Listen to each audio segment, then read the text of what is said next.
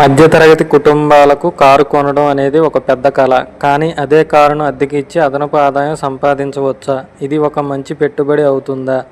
దీని గురించి వివరంగా తెలుసుకుందాం. చాలామంది తమ కారును ఉపయోగించని సమయంలో అద్దెకు ఇవ్వాలని ఆలోచిస్తారు. దీనివల్ల కొన్ని లాభాలు ఉన్నాయి. అదనపు ఆదాయం. కారు ఖాళీగా ఉండకుండా డబ్బు సంపాదిస్తుంది. ఈఎంఐలు, నిర్వహణ ఖర్చులు కవర్ అయ్యే అవకాశం ఉంటుంది. ఫ్లెక్సిబిలిటీ. మీరు కారును ఎప్పుడు అద్దెకి ఇవ్వాలో, ఎప్పుడు ఉపయోగించుకోవాలో మీరే నిర్ణయించుకోవచ్చు. ఆస్తుల వినియోగం. ఒక ఆస్తిని పూర్తి స్థాయిలో ఉపయోగించుకున్నట్లు అవుతుంది. అయితే ఈ ఆలోచనలో కొన్ని సవాళ్లు, రిస్కులు కూడా ఉన్నాయి. వీటిని విస్మరించకూడదు. వాహనం దెబ్బతినే అవకాశం. అద్దెకు ఇచ్చినప్పుడు కారుకు నష్టం జరిగే ప్రమాదం ఉంటుంది. ఇన్సూరెన్స్ ఉన్నప్పటికీ క్లెయిమ్ ప్రక్రియలు ఇబ్బందికరంగా ఉండవచ్చు. నిర్వహణ మరియు మరమ్మతులు. కారు ఎక్కువ వాడకం వల్ల నిర్వహణ ఖర్చులు పెరుగుతాయి. తరచుగా సర్వీసింగ్ చేయాల్సి వస్తుంది.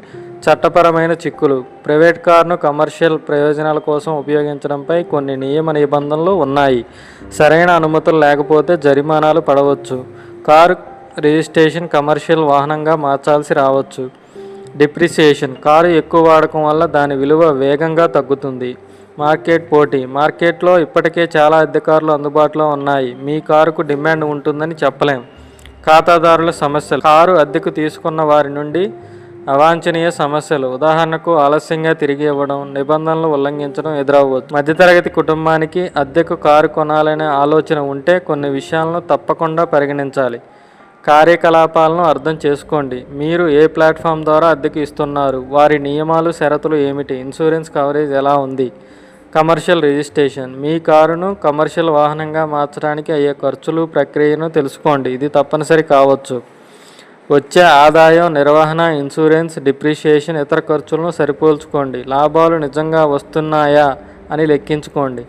ఖాళీ సమయం. కారు నిర్వహించడానికి, బుకింగ్లను చూసుకోవడానికి మీకు తగిన సమయం ఉందా లేదా? అనుకోని మరమ్మతులు లేదా ఆదాయం తగ్గితే ఆర్థిక భద్రత కోసం ఒక అత్యవసర నిధిని కలిగి ఉండడం చాలా ముఖ్యం. ముఖ్యంగా మధ్యతరగతి వారు తమ ప్రాథమిక అవసరాలు, ఆర్థిక స్థిరత్వం మరియు అత్యవసర నిధులను బలోపేతం చేసుకున్న తర్వాతే అద్దెకు కారు కొనడం గురించి ఆలోచించాలి. ఇది ఒక వ్యాపార నిర్ణయం, కేవలం అదనపు ఆదాయ మార్గం మాత్రమే కాదు. లాభాలు, నష్టాలను క్షుణ్ణంగా విశ్లేషించి నిపుణుల సలహా తీసుకొని ముందుకు వెళ్ళడం మంచిది. తెలివైన నిర్ణయంతో ఆర్థిక విజయం సాధ్యం. ఈ ఇన్ఫర్మేషన్ మీకు నచ్చితే లైక్ చేయండి, షేర్ చేయండి. మీ ఫ్రెండ్స్ అండ్ ఫ్యామిలీ మెంబర్స్తో ఛానల్ సబ్స్క్రైబ్ చేయించండి.